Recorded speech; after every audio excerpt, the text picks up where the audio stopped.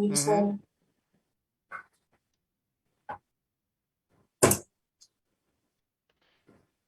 And we are live. Hello, everyone. Hello, Facebook land and any social place where people are.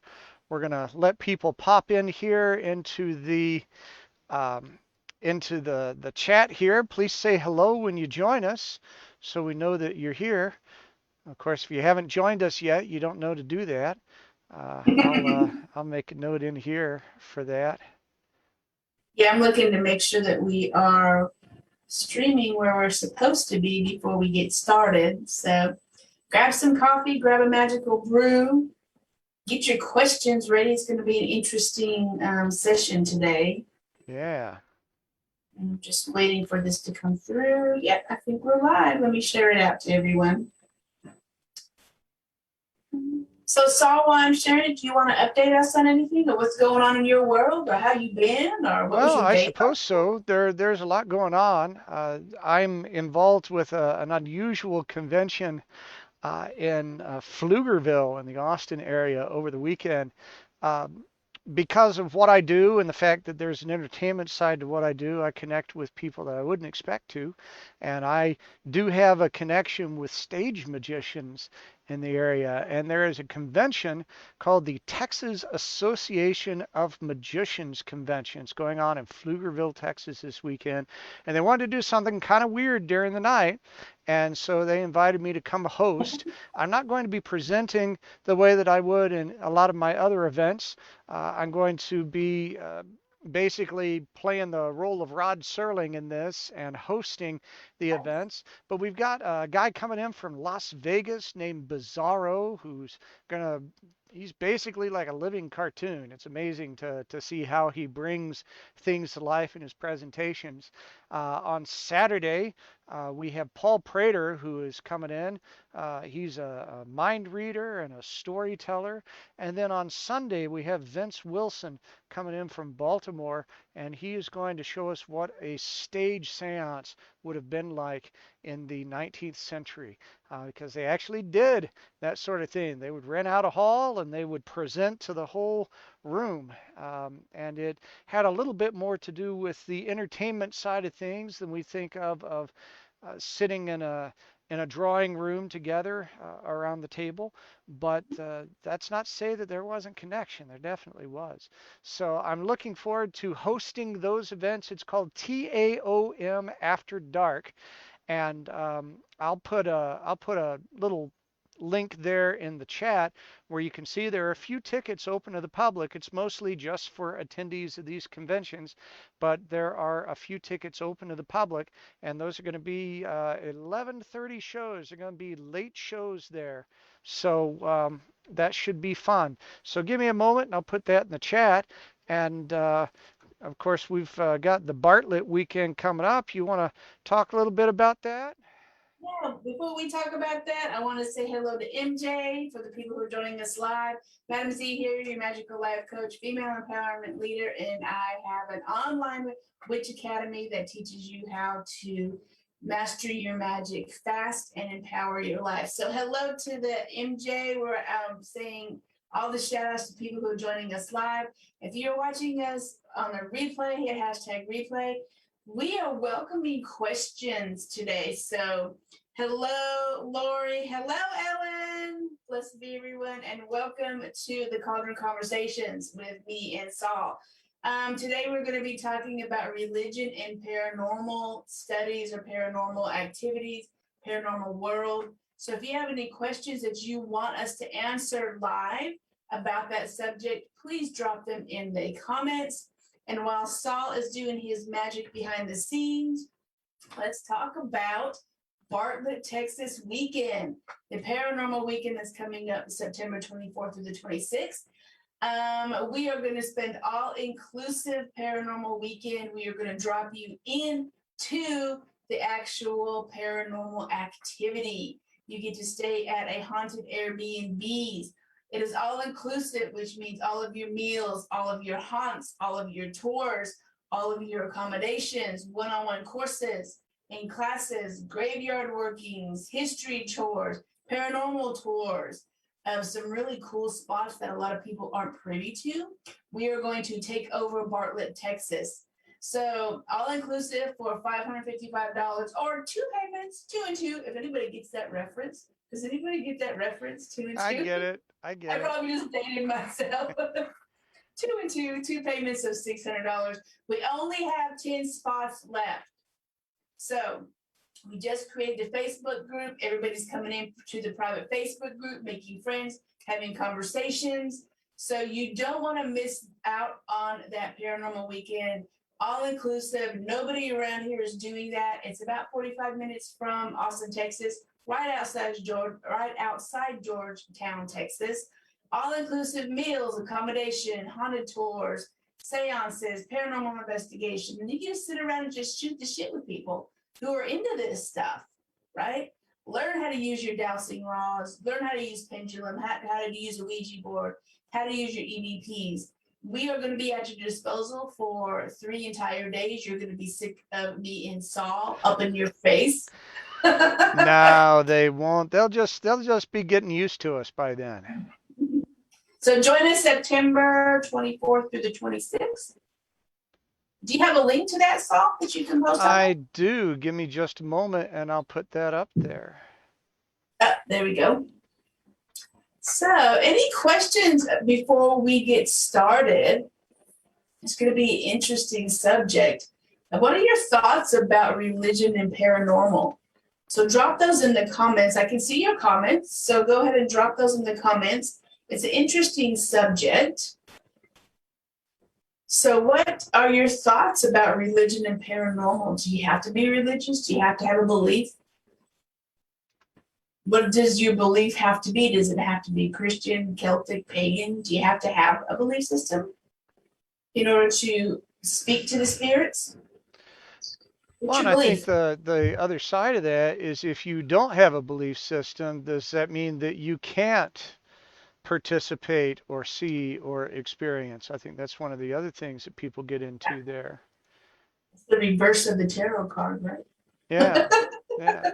Well, there's an idea that is out there that if you don't believe in curses, then they can't affect you. I don't know that I completely subscribe to that, but that is an idea that floats around out there.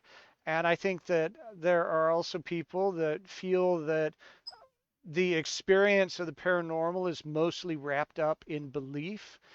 This is mostly from the skeptic debunking side, that these people experience these things because they believe in it, they expect to, therefore they do. And if you are more enlightened, then you won't experience anything because you'll realize that it's all just hokum. Well, you rationalize it out. And Lori said that there are many references in the Bible to the paranormal and references to witches. They were called wise women. You are correct. That's right. Awesome.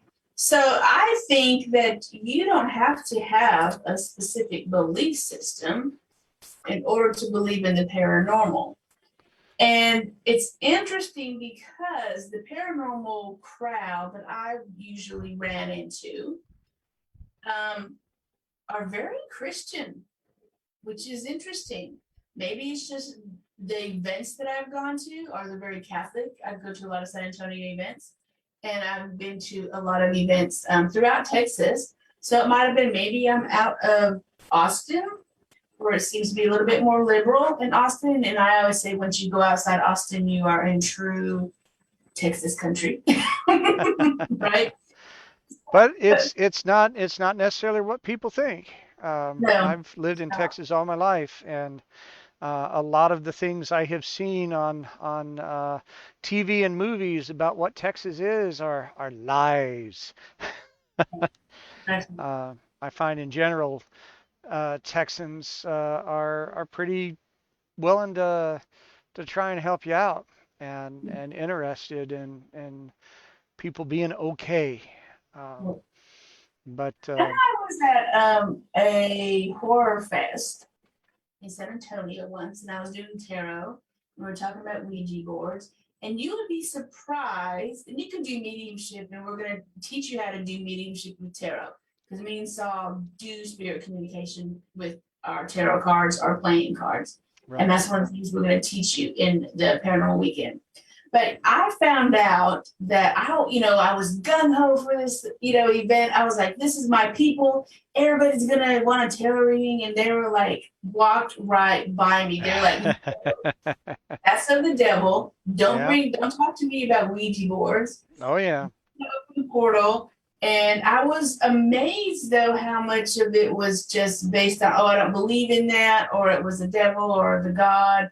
I mean, of like, you know, Christianity kind of thing. Don't, seekers are the devil kind of thing. Sure. And seekers are of the devil. So I was really surprised that here I thought that that would be my people, and they really weren't. They were really misinformed. They were still into what the media said. And it was interesting because I did a class this weekend where I taught a class on my spirit communication course about demons and Christianity and how to exorcise a demon and all that kind of stuff. But we did talk about exorcising demons and also the Christian or the Catholic Church and how prevalent that was when exercising. And the reference was, and the reason why it was only Catholics or men of the cloth or, cardinals or whatever were able to do exorcism was a way to control what people did. Now, do you believe, Saul, that anybody can do an exorcism, or do you have to be a man of the cloth or a religious person or have a specific belief system to do an exorcism? What are your thoughts on that? Well, I think even if you want to go from a Judeo-Christian perspective, that the Bible has areas where the powers of doing things such as exorcism and blessings and that sort of thing were given out. Those were specifically spelled out as things that the followers would have.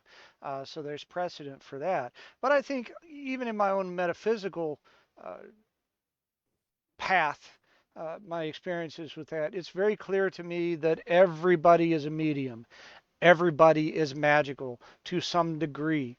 It's something that you have to decide to make use of. It is something that you can shield yourself from. You can decide, no, no, no, no, no, I don't hear spirits, la, la, la, la, la, la, la, and you won't. I don't manifest. I do things the hard way, and that will be true. And so it's something that you have to decide upon. But I think everybody has the ability to make connection, and everybody has, through that, some ability to, you say exercise, banish is a word that I tend to use for that. We have that, and it's sort of built into us as living beings that just the stuff of life as opposed to what is experienced in the spirit realm. There's something very, very different. And I think people underestimate the sheer power that comes from being a living being as opposed to something that is in the spirit world and hanging on to this realm by more of a thread. Whereas we are very firmly planted and rooted. And ownership of a property, the fact that you live in a place, whether you rent it or you own it or you claim it in some other way, that gives you a tremendous amount of authority. And so you have a lot of capability to decide what the rules and conditions are for what is in your space, but you have to own it. You have to take on the authority, just like you get to decide how much what people say and do to you affects your self-worth and your ability to do what it is that you want to do. The same thing is true when you're dealing with some kind of a spirit situation. They have as much power as you give them. And if you decide that they are scary, otherworldly things that can just turn you upside down and you are helpless, then you're right. But if you recognize that you do have some authority and some strength, and you back that up with knowledge and learning and practice and experience, and hopefully a little coaching from someone who's been there, done that, then you are just like someone taking on a martial art. You have a discipline and you have a set of tools at your disposal that you can use in a situation like that. Yeah, I agree with that. So what do you think about just completely taking religion out of paranormal investigating and just be in the moment and just be a spectator? For example, I know that we have the church, right, that we're going to do a lot of our seances. Mm-hmm. And it's always situational, right? We decided that we're going to do a Lord's Prayer and opening with that. Mm-hmm. And I know a lot of people who do paranormal investigation with a team and say, for instance, they're not Christian. And most of the time when they start off doing an investigation with a team, they will start off with the Lord's Prayer or protect us in circle. They'll all hold hands. And then I usually just kind of step back and do my own thing. And I know a lot of pagans feel that way too, or they don't feel comfortable being in the Christian prayer circle before they start an investigation. So, what are your thoughts about that? Christian versus non-Christian ways of starting the paranormal investigation, but still including those people who don't resonate with that faith. Do you think that you should leave religion completely out of paranormal investigation? Well, you use the word versus, and I think that is one of the key issues there is people see it an either or. One of them is supposed to win, Yeah. and then the other one loses. And I see it much more of a yes and kind of a situation. Have you ever done improv theater? One of the concepts is yes and. That means that whatever you come up with as part of the scene we're doing is truth. And I accept whatever you give, but then I add to it. I add my truth to that. And the truths pile on top of each other, and we don't deny each other. I think you bring your own power. And if your power is based around a vision of a deity, and be that Yahweh or Anubis or whoever it is that you're working with, and you have a set of rituals and ideas that are centered on connecting with that deity and the power that it represents, then you do that.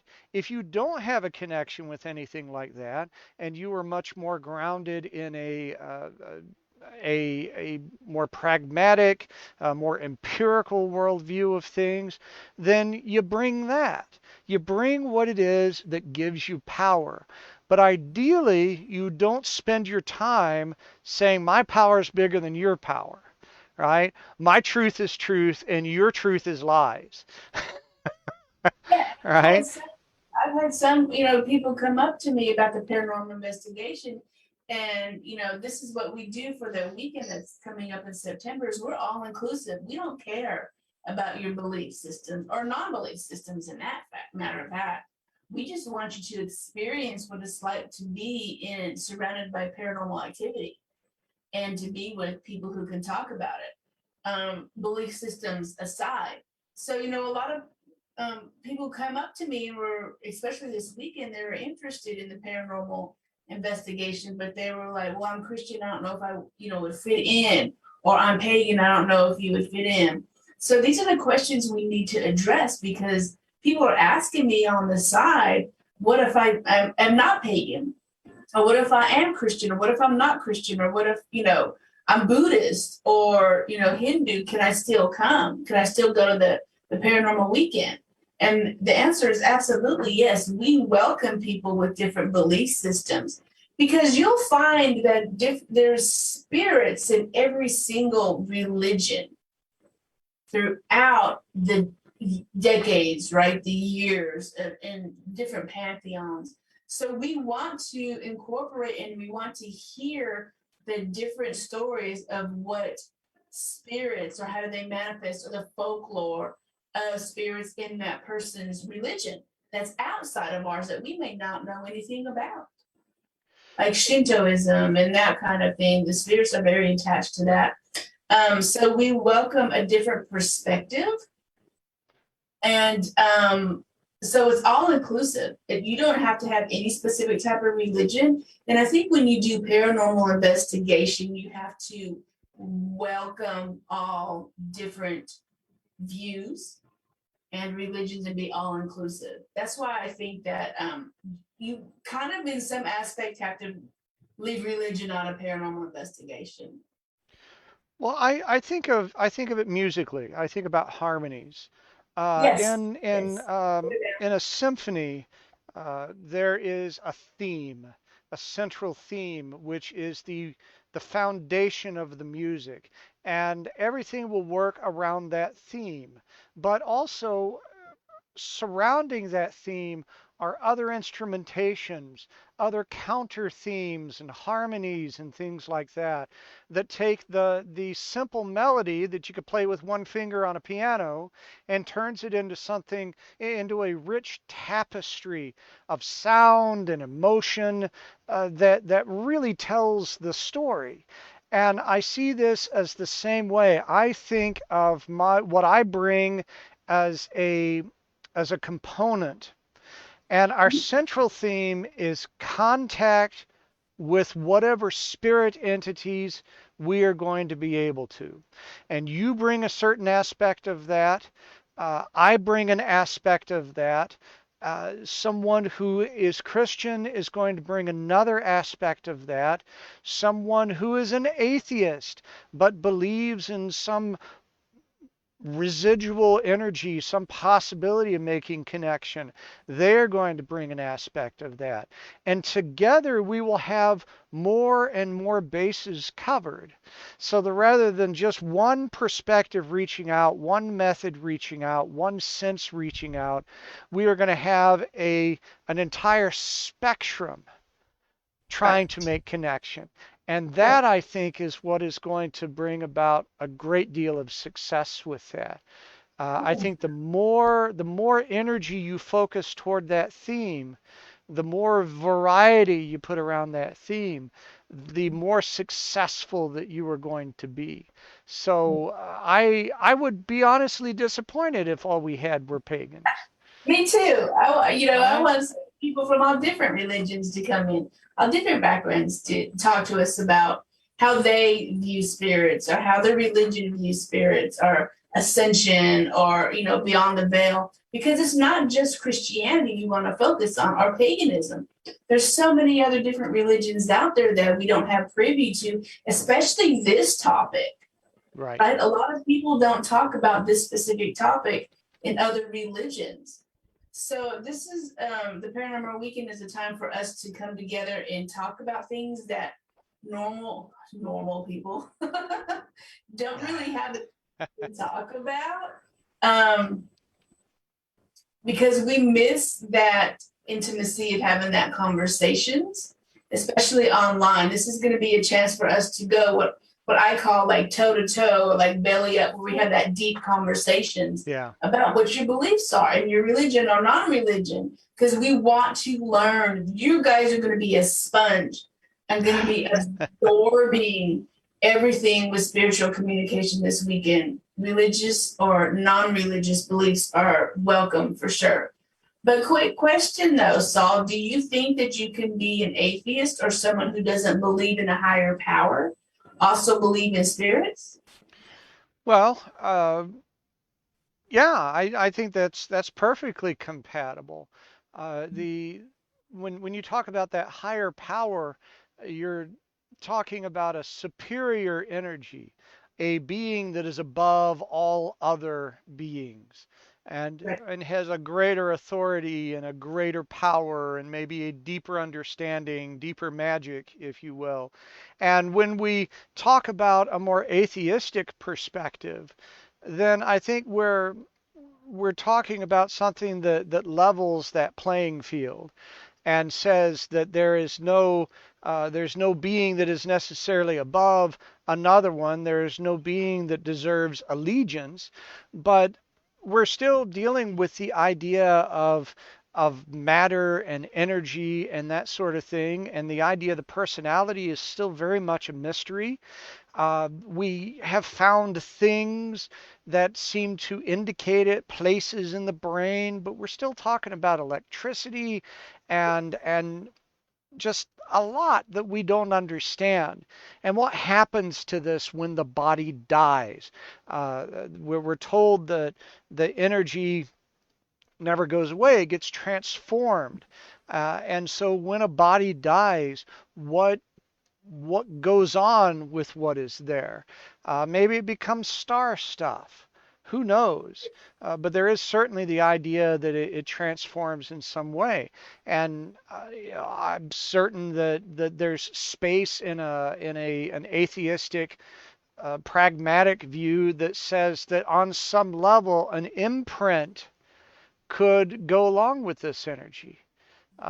So I don't think it's incompatible at all, but it is coming at it from a very, very different perspective. And I enjoy some of that kind of thing because I'll admit right up front, I don't know. I really Yeah. don't know. I am just going based on experiences and my own creative thoughts about those experiences, the thoughts I have read by people in the past, other philosophers, other explorers, and their ideas about what these things mean. And some of them resonate with me and make sense, and some of them don't. And I get to decide what I like to think about. So, so I do pick what I think about there and what I like. Um, Yeah. but a lot of it is, people are made out of stories, and the stories that you tell about the universe and about yourself help define what your path is like. And being a creative type, being an artistic type, I tend to gravitate toward the stories that I feel are fantastic. Mhm. Like I've said before, I really do not care whether or not Bigfoot exists, but I would rather live in a world where he could. Uh, Exactly. That's and why and I my friend, choose. yeah, my friend and I were like, whether we believe in Bigfoot or UFO or Sasquatch or the, Loch Ness or whatever, we're like, we want to go to the conventions. We want to go hang out with those people. Whether we believe it or not, we still want to hang out with those people because those people have some amazing stories. And That's those are right. my kind of people, anyways. So, speaking of that, the scientific part of investigations and leaving kind of like religion and Christianity out of it. I was watching the Demon House with Zach Baggins, right? Zach Baggins, which is Poor interesting. Zach Baggins. Are we gonna pick on him again? No, it's a great documentary if you guys can watch. It's called The Demon House. But he bought in this guy who's very scientific when he was doing research, and he bought in all of his equipment. And I'm pretty sure he was a non-believer, but he used his equipment also in tune with what Zach was going through. So he came in from a different perspective, which was what you talked about, with Right. all his meters, all of his measuring stuff, and so he came in from a very much data-driven experience and put it up against when Zach Baggins and the timing of when he was experiencing stuff. So whenever Zach was experiencing something or hot spots or cold spots, the meters would go crazy at the same time. So it's Mm-hmm. interesting that you were talking about a scientific person coming in and trying to figure out what this is, this entity, this being, this spirit, how it changes your environment, how it changes the energy that takes up mass, and how that will show up on the meters versus versus I know you hate that word that what shows up on the person, and how it connects, and they can use that data together to put the pieces together and actually come up with a scientific conclusion and a spiritual or mystical conclusion together at the same time. Right. And I think one of the mistakes that some people make is, and it happens on all sides of the conversation, is the idea that uh, if you are someone who subscribes to a magical view of the world, that in some way you are denying science. And that's not really the case. Science measures and understands and defines some things that we used to understand in a more magical way. And I think that there are still a lot of things that magic hangs on to that science has not yet learned how to deal with. We don't have the instrumentation or the equations or the thought to wrap around that. That doesn't mean it doesn't work. Oh, Right. there are plenty of studies that have demonstrated that prayer has an effect, that group meditations have an effect, that sending intentions out there in some way has an effect. We don't understand why exactly. We don't have a way to measure it outside of statistics saying, yeah, it seemed to bump the needle up a little bit. Yeah. Yeah. But who knows? Maybe someday our understanding of the universe will evolve to the point to where this is more defined and more described. But in the meantime, it's everybody working with the understandings that they have, and whether that's deity or thaumaturgy or physics, they're all applying what they can in areas that we're still trying to figure out. Or Isaac Newton. Isaac Newton is my God. Right? Well, and here's the funny thing: Isaac Newton was an alchemist. Exactly. Yeah. That's funny because I've been doing a little research on some of that sort of thing, and you will have articles that will come across things like Sir Isaac Newton and that he was an alchemist, and they'll apologize for that part of him. And John Dee is another one who was an amazing mathematician and cartographer and all of that during the court of Elizabeth. And uh, again, people will talk about his achievements and then apologize for his interest in Enochian magic, uh, right? And yet, these brilliant minds saw something in that curiosity, and And that's what it's been relatively recent that that sort of thing has been shameful. well, that's what this weekend's about, right? And that's what we're kind of here to do is to shake up things, shake up your belief system a little bit. If you're Christian or pagan, or if you're, Hindu, or, whatever you are, Mormon, whatever it is, we're here to shake things up, not to well, sometimes you want to disrupt stuff, right? Sometimes you disrupt stuff to rebuild, but we want you to start thinking for yourself outside of your dogma of religion, right? Right. We don't want you to like not be a religious person or start being a religious person. We want you to start thinking about the possibilities of what has been taught to you. Maybe kind of question that kind of stuff, right? We're there for this weekend for you to experience that during that weekend and start questioning. Maybe there is something on the other side. I know it wasn't, just the wind blowing or something. I know I heard voices, or I know that the spirit came in and sat down next to me. So it starts expanding and open your little box, because we don't want you guys to live in a little box. We want you to expand your experience of beyond this earthly plane, and be curious about what's beyond that veil, what happens when you're on the spirit's side, and to give comfort also to know that your loved one or your pet, or whoever is on the other side waiting for you, and it still has a full life on the other side. um Once you're gone, you're not gone. So it's in a comfort knowing that this is not the only life that you have. You have many, many lives.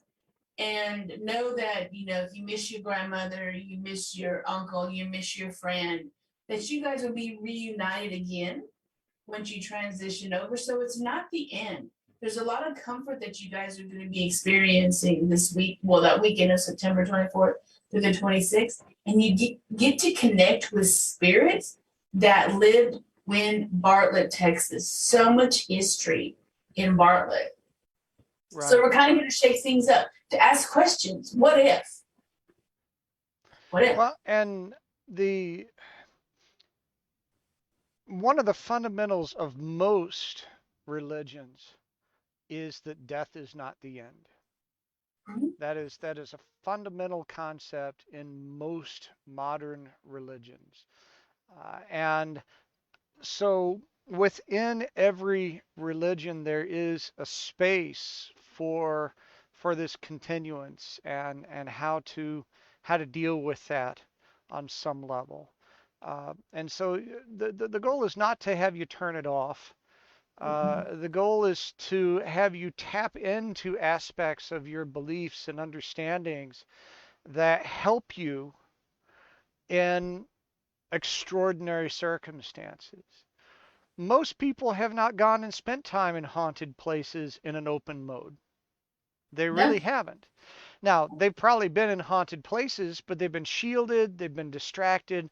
They haven't been there with the idea of making a connection. And that changes everything. And so it's Yeah. very easy to just blow it all off. But when you go into a place and you do open yourself, you allow for these things to make connection with you and allow yourself to be exposed to that energy, then all the tools, all the spiritual tools you have gained through your beliefs now get put into use. Right. Because we spend a lot of our time dealing with our spiritual thinking toward physical things. Mhm. And that's not necessarily where the real power is. When you apply your spiritual understanding to spiritual things, that's when everything really opens up. And I think that if anyone comes into it with that idea of making connection and sharing that experience with other people, it will redefine their understanding of their beliefs. The tools and techniques and thoughts that they have had in the past will now take on a different shape because everything gets just a little rewired when something moves from being just an idea, just a fairy tale, just something in a movie to something that you actually have experienced. That's a good thing. I love that point that you just talked about people going to haunted houses and not being open, right? They've been to haunted places, but they have, so busy, or they've been open and they've been, bustling here and there. You actually, during the paranormal weekend, you will actually have time to sit quietly with the spirits. This is why we have just a limited space, because we want you to quiet your mind. We want you to open yourself to receiving messages from the spirit world and quiet your surroundings so you can pay attention to what's going on. Because sometimes the spirit communication is not like bam in your face. It's the subtle stuff that you miss, especially when you're on a paranormal investigation where they just, herd you in with a bunch of cattle kind of thing. You're down on Main Street and all Yeah, this stuff, and you just can't connect because the spirit's there, but sometimes they're very subtle and you miss it. right. So that weekend, you have a chance to actually, and you talked about that, the male and the female side. So this time you get to actually be silent and Right. receive during this weekend. You get to go to paranormal investigations in the graveyard, or you can actually sit next to, like, where we're going to pick out a grave that you like. And this is interesting, we talking about religion. Pick out a religious grave that's there that you're connected to religiously, maybe. Maybe you're Jewish and there's a Jewish person that is buried there. So you're going to intuitively pick out a grave that you're really attracted to. You're going to sit down there next to that grave. You're going to ask questions. You're going to do some paranormal investigation, but it's going to be very quiet. I mean, you've been to that cemetery. There's nobody there. Oh It's in yeah. the middle of a field, Yeah. Yeah. and the spirits are active. So we're going to show you how to actually quiet your mind and to actually listen. And you guys miss that when you're doing this mass, I don't know, investigation, haunted tours, and Sure. like on the street. So And yeah, I can't emphasize enough the nature of the event. This is not going to be going and staying in a resort and coming out for the special activities. This is really going to be much more like a paranormal slumber party, yes, where you're going to be surrounded by the people day and night, and you're going to have the opportunity to have those conversations that go on. Hopefully, people won't get caught up in debate because that's not going to be very useful in this, but they will be open to discovery and understanding and someone providing a different perspective. And I think that's the main thing. Lori talked earlier in the chat about the way in which church infrastructure was designed to be controlling and manipulative. And this is true in some cases. It's not true in all cases, but it is true in some cases. And a lot of people have encountered that. But if you can let go of that need to be right, that need to win. It's not my belief versus your belief. Because one of the things that I think is very different for you and me is that you are, as a chaos magician, I feel like I sort of float around above a lot of this stuff. And I incorporate the vibrations and perspectives from many, many different things, including Christianity. Christianity is included in my kaleidoscope of metaphysics. For you, a little less so. Uh, yeah. and I and left them. uh, and that's Although the funny okay. thing is, I was looking at saints today, though, and I do have a little saint statue, and I will never, ever, ever give up my rosaries, ever, ever. So it's not so much being again it, right? But my perspective has broadened. I had a very limited perspective on how all this fit together, and then yes, and things bloomed up, and it caused my original understanding to transform. And I don't see the things I was raised with the same way I saw them when I was growing up. I'm more aware of its connection to other beliefs and other cultures, and how that vibration, that harmony is there. And to me, it's the orchestra. It's everything together is where Right. the truth is. Everything's got the vibration a little bit. And so the more you connect and the more you know and the more stories you take on, the clearer it becomes. Ultimately, there's only one way to find out for sure. Right. And And you'll find I'm out not anxious for that. It'll come when it comes. that exactly. I got nothing to prove. So it's I like that how you said that, the pieces start coming together. The more you expand your mind into different religions or different experiences, and you talk with other people about their experiences, that the pieces of the universe start coming together.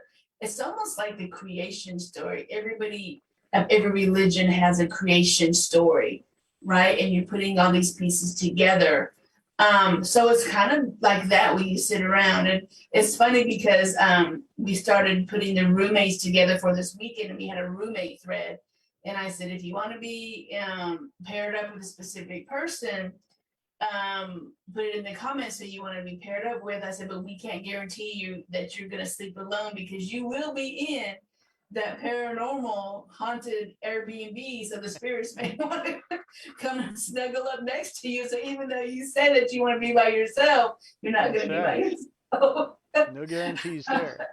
Yeah, no guarantees there. So let's see. Yeah, MJ said it's only the beginning. Yes, this plane is only the beginning. when you transition over. And MJ is one of my students in my academy, so she knows what's on the other side. She talks to the other side quite a bit. So interesting. So any other thing that we need to talk about? Well, I think we've covered it. I want to reflect another moment on Lori's comment, Yes. in that I think you have a choice as to how you apply your belief system. Yeah. And you can use your belief system to enlighten you and to ground you and protect you as you encounter what is there. Or you can use your belief system to confine you and to limit you. And I think that the first approach is really the most helpful, and really what is going to make the most for you. Uh, and because our spiritual connections with the universe, whether that for you is the physical universe, the stars and suns and moons and planets, or if it is a more metaphysical universe that has some other dimensionality to it. In either case, our our understanding, our spiritual understanding, connects us to that, and I hope that people will come to this. Full stop. I hope people will come to this because you really should. Um, but because you're missing something if you don't.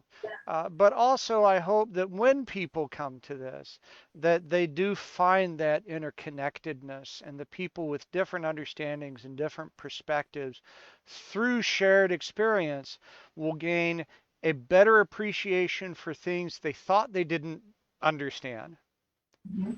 and a deeper understanding of their own beliefs by going, all right, see, I was there and I experienced it, and it resonated. It Right. resonated. Yeah, exactly. Well, I always say, Jesus was ascended, right? So he's in spirit, right? He's the original necromancer. There's a lot of And a hippie. yeah. And that's the whole thing. When you look at the Bible, there's a lot of mysticism in there. There is. A lot. So do your research and read between the lines. Don't just read because, well, that's a whole other story, but read between the lines. Just don't read what's written on the pages, or just don't read the red lines. If everybody knows what the red the red text are, right? Read between the lines of what's really going on. Well, You'll be and when possible, spend some time connecting with history. Uh, uh, eh, Spirituality is such a rich tapestry, when you go through ages and cultures, and any branch of it, be it witchcraft or Christianity or Buddhism or any number of things that you may look at. Even atheism yeah. has had an evolution of thought. And it's interesting when you go back to the earlier days of any of that stuff, you will find forgotten details and forgotten practices and ideas that got rethought. And there's one perspective that says it's been tuned and perfected, and so now we're doing it the best that we ever have. Um, but maybe not. Maybe looking back and seeing some of the history and why one thing shifted to another thing and shifted to another thing, you may find some aspects of that that have been deleted, that have been Mhm. censored. And if we look into that idea of people using our understanding of spirituality to control us, to manipulate us, to limit us, to demand that we follow the hierarchy, or whether it's a patriarchy or a matriarchy or an oligarchy or whatever it is, that it not every evolution is there for your betterment.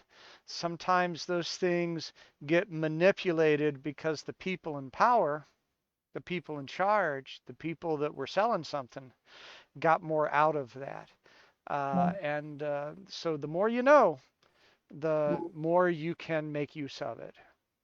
Or the more you know, the more you question. That's been my Yeah, thing. yeah. My favorite fact that I learned is that every Catholic church is a magic circle. It is. It is. They have candles at the cardinal points, just like you do in a magic circle. The altar is pointed in the same direction. There's a lot out of that. Mhm. And uh, One of my favorite books, the one that really fired me up, is a book by Isaac Bonewitz called Real Magic, and it's all about the basic concepts of thaumaturgy, which is magic separated from religion. Just the idea that it's a connection between you and the universe, and if you do the things, stuff happens. And it's not about deity as much as it is about this vibration. And He has a section in there where he goes through the practices of many, many different spiritual bodies, including religious groups and magical groups and other stuff. And he shows how the same patterns are used over and over and over to try to affect the universe through will. And I tell you, that's the kind of stuff that makes you go, hmm. What can I change in my life, right?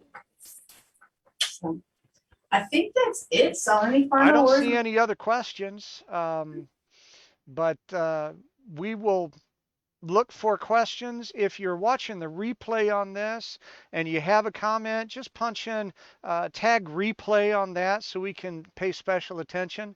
And we'll do our best to reply to your comment even after this live segment. So just because you come in late doesn't mean you don't get to play. Just tag it to help us find it. And of course, we'll be back next Tuesday. In the meantime, make sure you go to paranormalseance.com and check out the Paranormal Weekend. There are buy buttons right there. There are lots of details that we haven't gone into there. And certainly reach out to us if you have any questions. And we will see you next Tuesday for another Cauldron conversation. All right. Wish on everyone. Yeah. Bye.